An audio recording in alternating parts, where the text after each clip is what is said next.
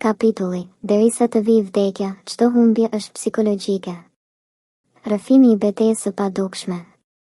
Ka momente në jetë kur gjithçka duket e humbur. Kur rrëzohesh aq fort sa mendon se s'do ngrihesh më. Kur zërat përreth të thonë, mbarove. Kur zemra e lodhur të përshpërit, dorëzohu. Por e vërteta është kjo, derisa të marrësh frymën e fundit, nuk je i mposhtur. Sepse humbja e vërtet nuk është ajo që ndodh jashtë teje, por ajo që lejon të ndodh brenda teje. Nëse zemra jote nuk dorëzohet, atëherë ti nuk ke humbur. Nëse ke ende një grim besimi, një fije force, një dritë të vogël në fund të errësirës, atëherë betejja jote vazhdon. Humbja më e rrezikshme është ajo që ndodh në mendje. Ajo që të bindë se si ja vlen më.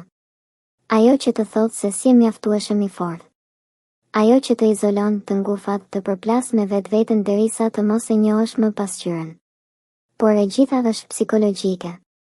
Sepse nuk je aq i dobët sa mendimet e tua duan të bindin. Nuk je aq vetëm sa vetmia e përkohshme do të bëjë të ndihesh. Nuk je fundi yt, je mundësia për një fillim tjetër.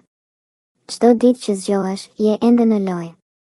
Çdo frymë që merr është mundësi për të ndryshuar narrativën. Çdo dështim që të ka rënë mbi supe është thirrje për të rindërtuar veten. Dhe sa kohë që ke jetë, ke shansin ta fitosh veten sërish dhe sërish. Bota të matë me rezultate. Shoqëria të matë me suksese të dukshme. Por shpirti yt matet me qëndrueshmëri.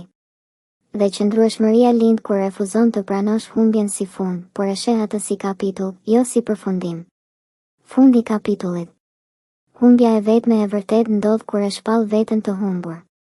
Deri atëherë, gjithçka tjetër është një provë psikologjike. Dhe ti je më shumë se sa ajo që të ka ndodhur.